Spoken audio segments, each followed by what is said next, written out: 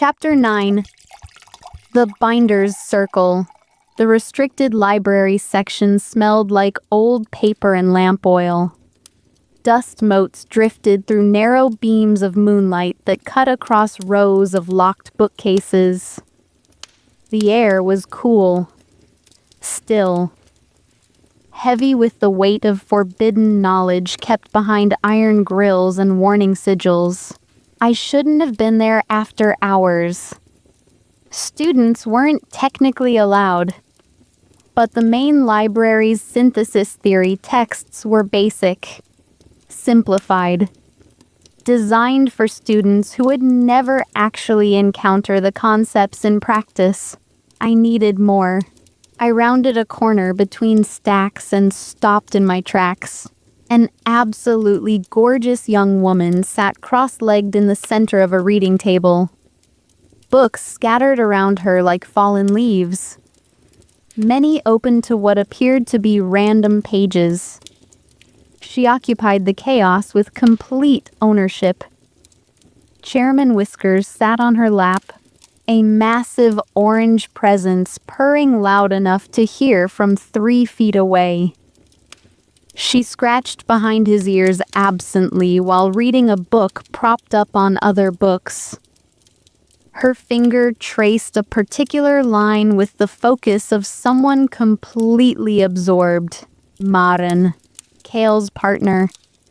The woman I'd seen during the village siege, who'd moved with brutal efficiency and perfect synchronization with him. Who'd helped save my life without asking for anything in return. She looked different now. Less battle-hardened, more deliberately artful. But it wasn't her concentration that made me stare. It wasn't even her beauty, though she was beautiful in an unsettling way. Sharp features, dark eyes that tracked movement like a predator assessing prey. Hair pulled back severely to emphasize the angles of her face. It was her ink marks. Most binders hid their accumulation scars. Wore long sleeves, high collars, gloves when the marks spread too visibly. The black lacework was shameful. Evidence of poor control or desperate casting. A visible reminder that we were one bad transfer away from dissolution. Maren wore shorts and a sleeveless top. The ink marks spread across her bare arms and legs in patterns that looked almost like fishnet stockings. Geometric, intentional. Not random accumulation, but deliberate artistry. The black lacework formed shapes, spirals and fractals and mathematical precision that suggested years of careful cultivation, rather than careless buildup. But it wasn't just her limbs. The ink had pooled around her eyes like deliberate eyeshadow. Dark, smoky, making her gaze even more intense. Her lips were pitch black, not painted. The ink had accumulated there too. She'd let it spread to her face. Displayed it like cosmetics instead of hiding it like shame. She'd made her scars beautiful. I stared, couldn't help it. The patterns were striking, wrong, dangerous, but striking. Maren looked up, caught me staring, grinned with dark amusement. Exquisite, aren't they? Her voice was lower than I expected. Rougher. Like someone who'd screamed herself hoarse and never quite recovered. She flexed her fingers. The patterns shifted across her skin. 2 years of cultivating this particular aesthetic. Most binders cower from their own power. How dull. She gestured to an empty chair with the languid authority of someone who'd never questioned her right to space. Chairman Whiskers meowed protest at the movement, but settled back into her lap when she resumed scratching. Sit. You're the Silvrath prodigy. Her grin sharpened. Kale won't shut up about you. It's becoming tedious. The bluntness hit me like cold water. No preamble. No social niceties. Just direct assessment delivered with casual dismissal of her own partner's interests. It was so different from the calculated cruelty I'd experienced with Seraphina's cadre that I actually laughed. Surprised by my own response, Better. Marin's grin widened. You looked terrified. Did you think I'd bite? Might you? Depends on whether you're boring. She moved books aside, made space. Now, why are you skulking in restricted sections after hours? I sat, still processing the casual invitation from someone who shouldn't have any reason to care about me. Research, I said. The main library's synthesis texts are too basic. Naturally. Marin pulled one of her own books closer. Chaos Manifestation Theory. Advanced Applications. The kind of text that required special permission just to check out. You're doing impossible magic, sweet thing. Of course you need better resources. She paused, studied me with those dark eyes. Kale says you reversed crystallization. Actually reversed it. Yes. Show me your marks. The request was abrupt, demanding, but not invasive. Just direct. I extended my arms. The black ink patterns spread across my forearms and wrists, up to my elbows on bad days. Scars from the night I'd nearly dissolved. Lacework that might never fully fade. Marin studied them with the clinical assessment of someone evaluating art.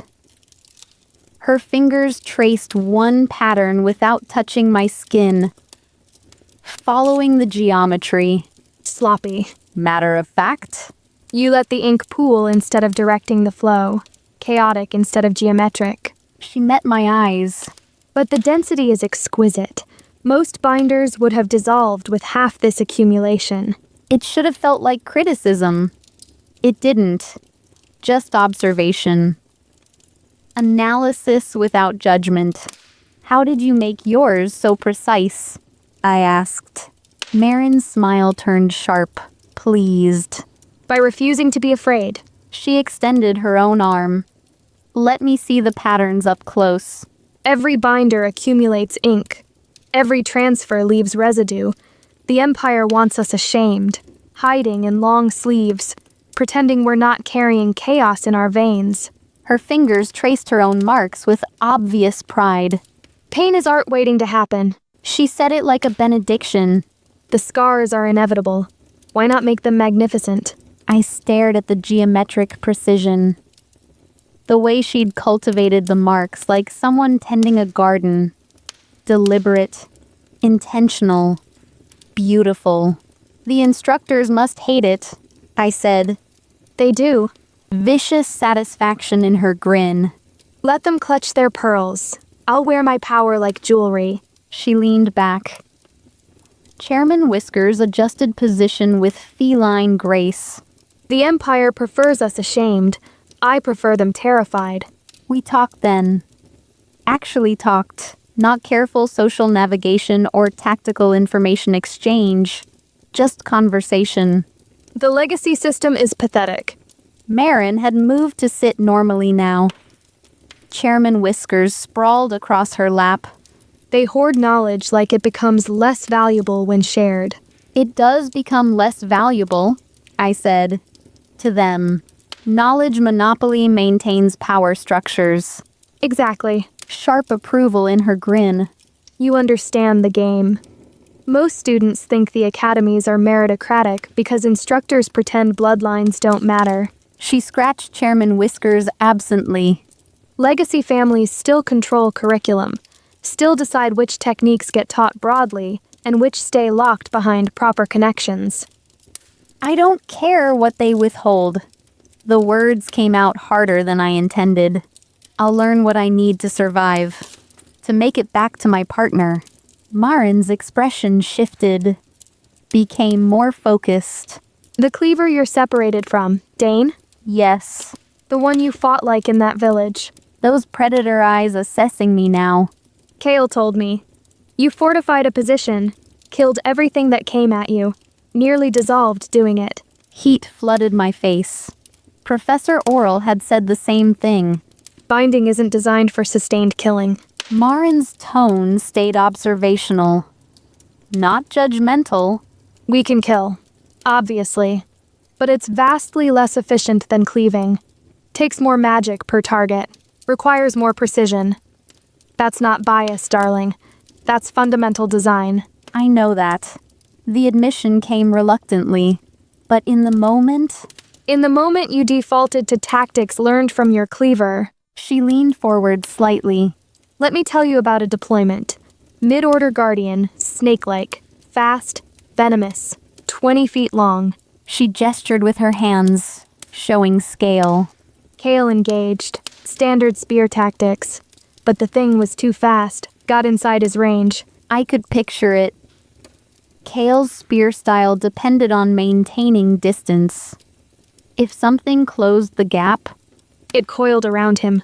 Marin's smile turned sharp. Started crushing. Kale couldn't breathe. Couldn't channel. The spear was useless. Her voice dropped slightly. He could have kept fighting. Burned through ash trying to sever the coils. Probably would have crystallized before killing it. What did you do? I bound its nervous system. She extended her hand. Rainbow light forming delicate patterns. Forced every nerve to fire simultaneously. Total paralysis. It couldn't maintain the coil. Kale put his spear through its brain. She let that sit for a moment. Could I have killed it with binding magic? Eventually. Maybe 10 times the investment Kale needed for a single thrust. Those dark eyes held mine. But I didn't need to kill it. I needed to immobilize it long enough for my cleaver to do what cleavers do best. A pause. Then her mouth curved into a wicked grin. Stick things into other things. Despite everything, I felt my face heat. Marin noticed and her grin grew wider. It's what they're designed for, sweet thing. Penetration, insertion, deep strikes into vulnerable places. She gestured casually with her hand, utterly shameless. Why exhaust yourself trying to match that when you could be doing literally anything else? Chairman Whiskers meowed from somewhere in the stacks, as if offended on behalf of all cleavers. Point is, Marin continued. I didn't know how. I interrupted hastily, just to make her stop. Dane always planned our tactics. I supported him. I don't know how to think strategically as a solo binder. Oh, I bet your Dane planned out how to thrust his big... Marin, stop! She laughed. Actually laughed. The sound was rough, genuine. Fine. She rolled her eyes and tapped the book. Cleaving and binding aren't equal in combat. They're not supposed to be. Cleaving destroys chaos corruption with brutal efficiency. Binding supports that destruction while preserving everything else. She gestured at the text spread around her. But support doesn't mean passive. Doesn't mean hiding behind your cleaver hoping he protects you. Her smile turned vicious. I can't kill as efficiently as Kale, but I can make sure he never dies trying. That's worth more than pretending to be something I'm not. She pulled one of the books closer. Binding Tactics, Solo and Support Applications. Open to a marked page showing diagrams of movement patterns and positioning. Look, basic solo binder doctrine. Her finger traced the diagrams. Range and movement. Always. You never let them close. Never stand still. Use terrain to funnel them into kill zones where one spell hits multiple targets. I studied the patterns. They looked simple. Almost too simple. The arrow binding spell. You know it? Yes. Piercing attack. Single target. Decent damage but rarely kills. Wrong. Sharp grin. Its line of effect. Punches through everything in its path. Most binders waste it on single targets because they don't think about positioning. She tapped a diagram showing clustered enemies. But if you line them up, one arrow through a dozen targets, Same magical cost, 12 times the impact. The tactical efficiency hit me like revelation. The spell cost is the same regardless of how many. Exactly. Same with nets. Same with most area bindings. The magic doesn't care if you catch 1 or 20.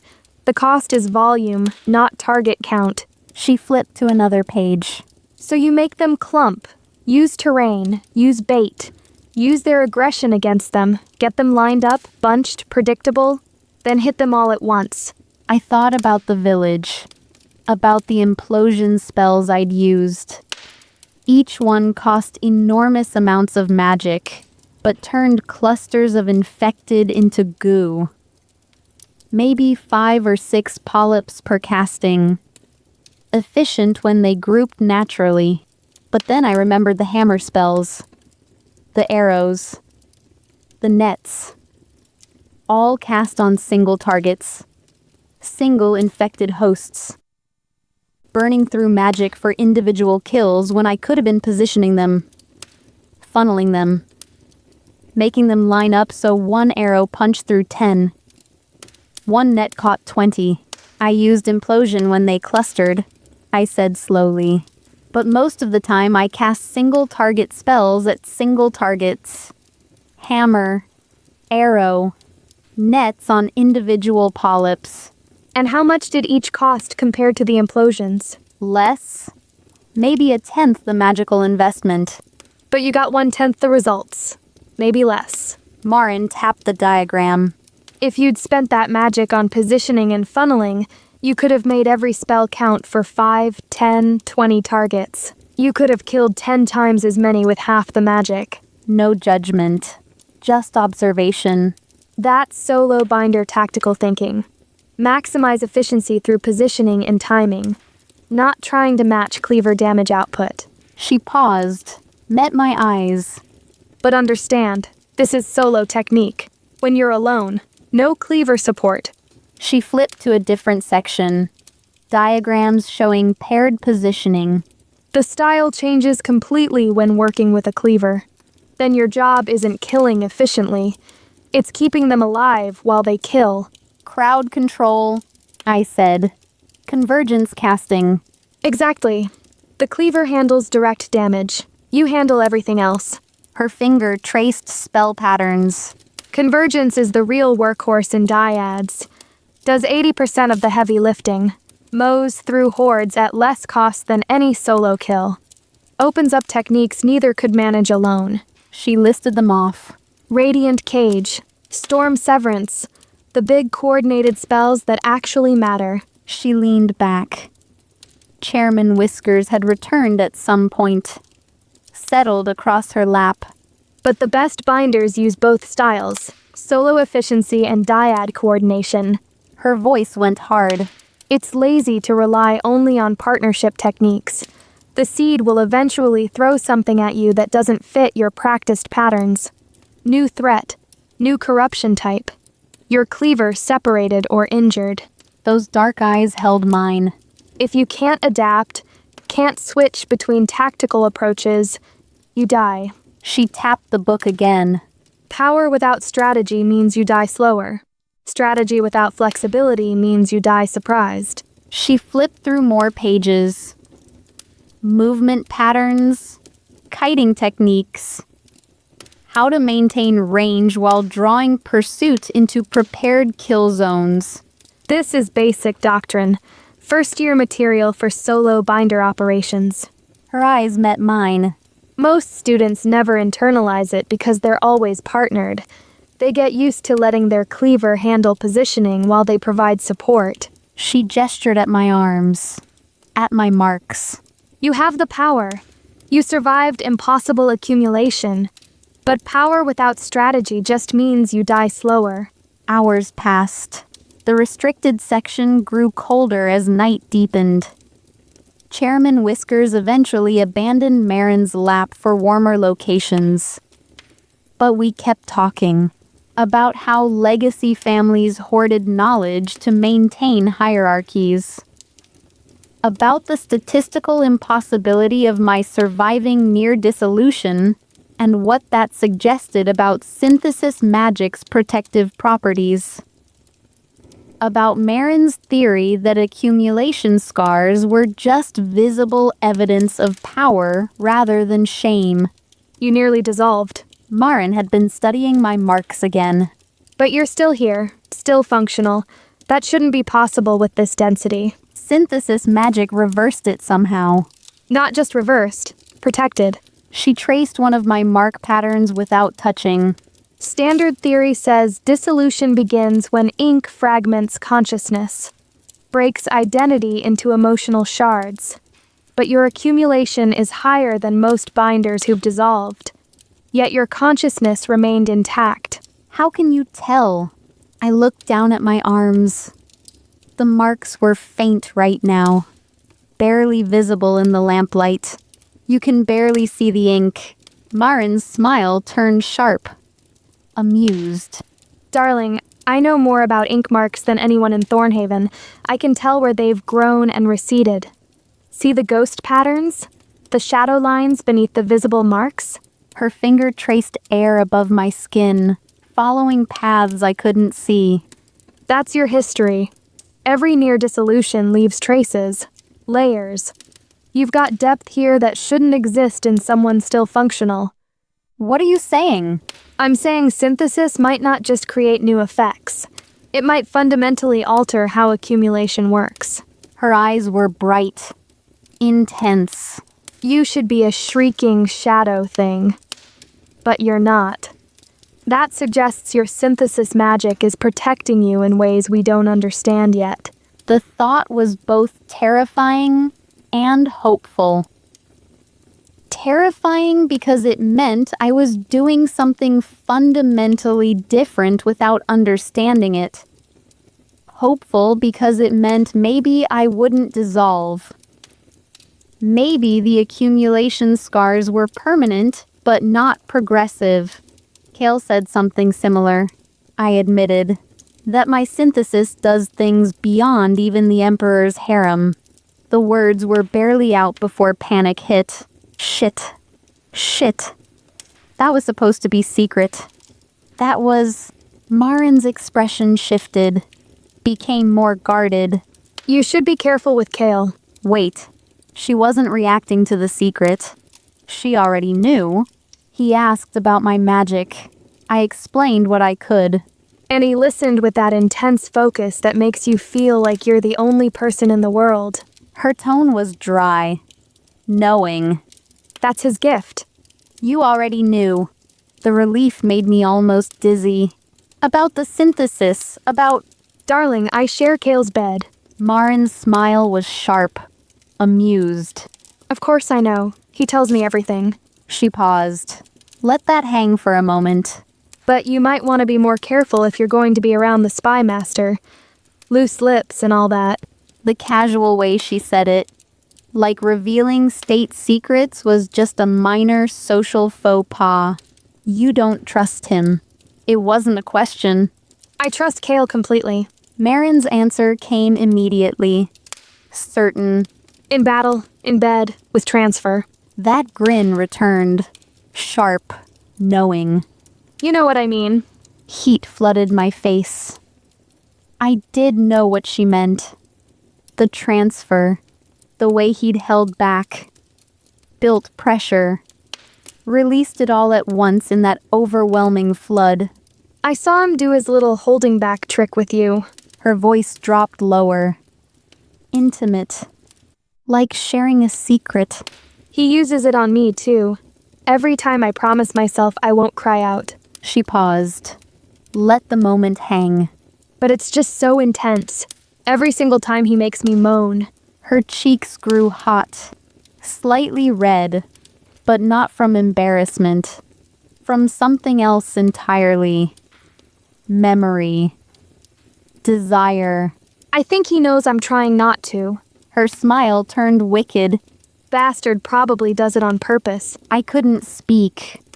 Couldn't process. The casual intimacy of the admission. The heat in her voice. The way she talked about transfer like it was both tactical necessity and deliberate pleasure. like she and Kale did it regularly, often, with full awareness of what it meant. My mind flashed to Dane, to our transfers. Always necessary. Always about survival and balance. Never discussed afterward.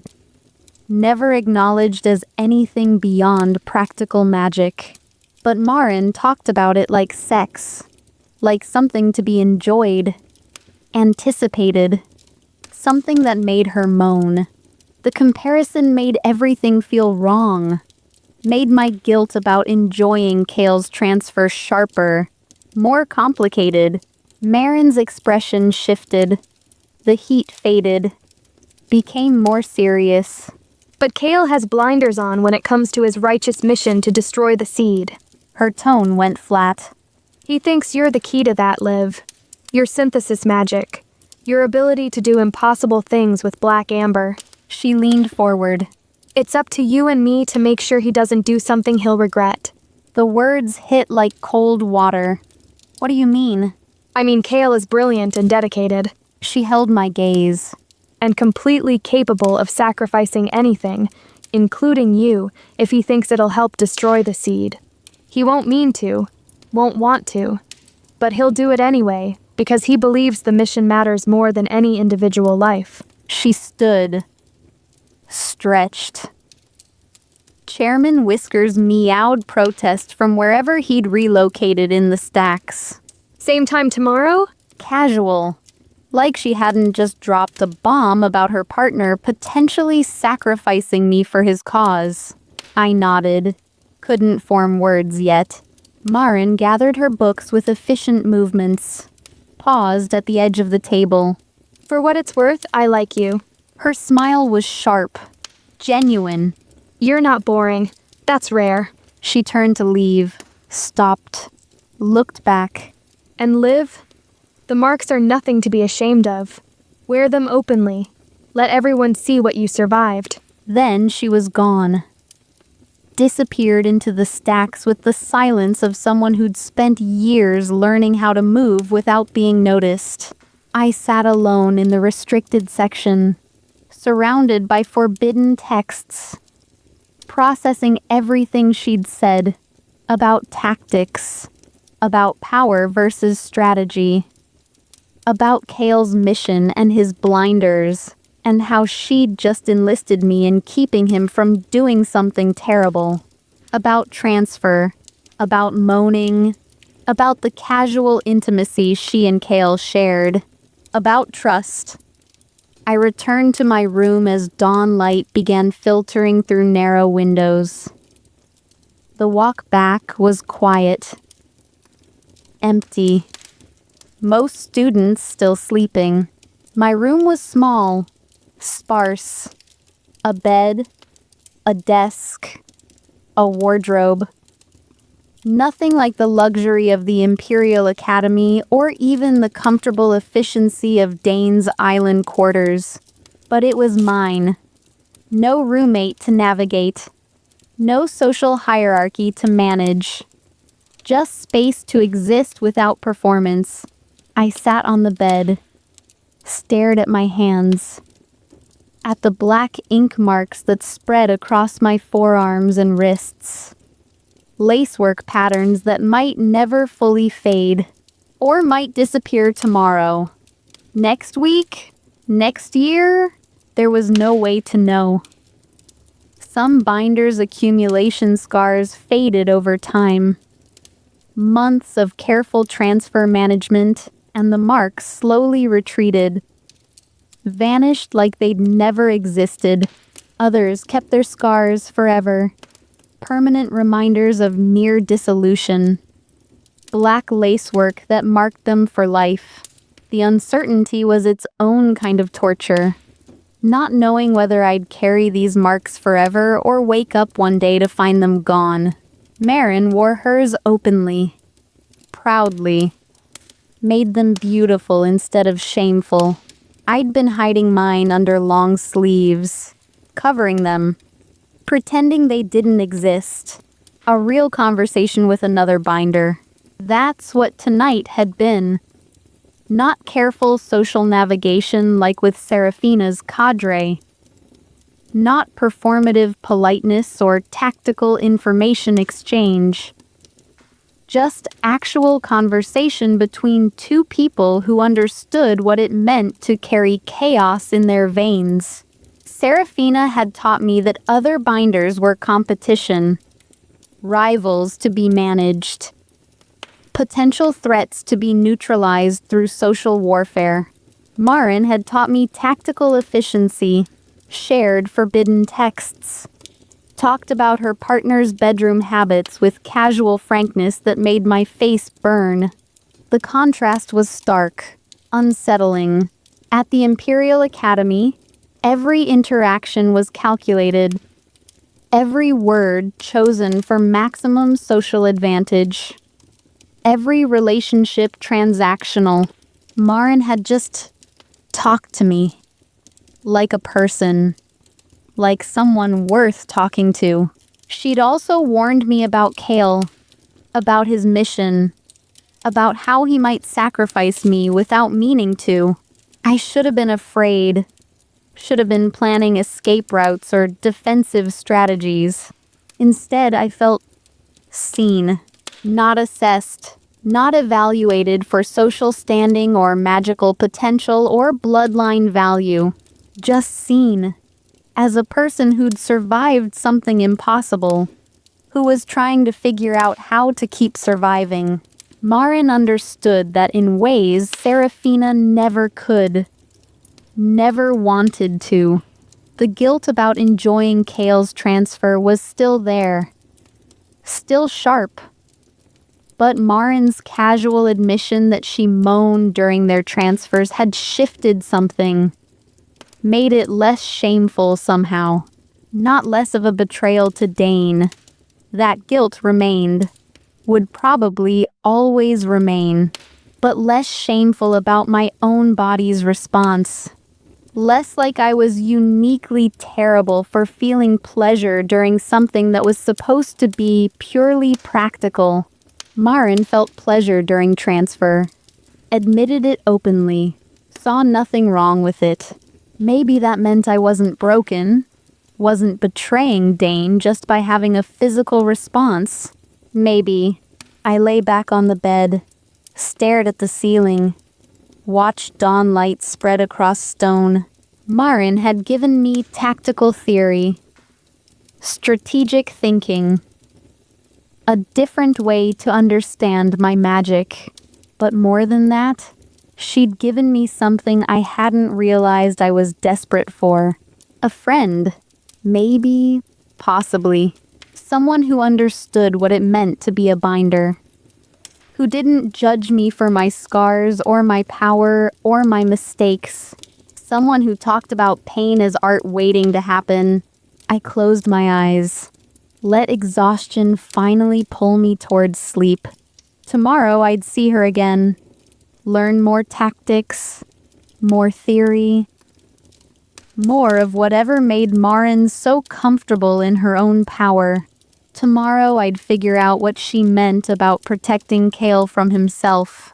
Tomorrow I'd decide whether to wear my ink marks openly or keep hiding them under long sleeves. But for now, I let myself rest. And for the first time since leaving Dane's Island, the loneliness didn't feel quite so crushing.